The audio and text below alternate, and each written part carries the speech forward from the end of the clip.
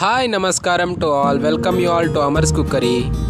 Today I am going to prepare a biryani called hoskote biryani. This is a famous biryani over rural Bangalore, and it is a very nice biryani. They serve in Tuesdays and Sundays, I think.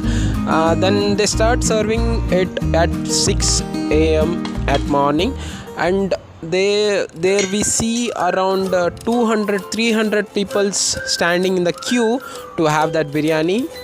Now I am crushing the desi onion, garlic and ginger. Wash and soak the rice to about 10 to 15 minutes. Oil, and after the oil is heated, you add all the spices which are available like ilachi, this everything. I have been added the star anisa, cardamom, bay leaf, and this one fennel seeds, and etc. Add chopped onions, which are normal onions, not the desi one.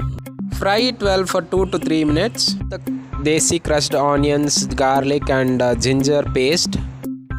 Why am I preparing this biryani without meat today itself? Because I cannot wait. I have been badly attracted by the video of the hoskote biryani and I was eagerly waiting to prepare it. Then I'll give the link in the description of that video. Now add 1 cup of curd.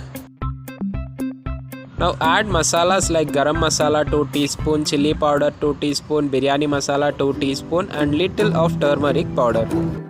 Add washed and soaked rice. I took about 2 glasses, which is about 350 grams I think. Now mix well. Add a very little of lemon water.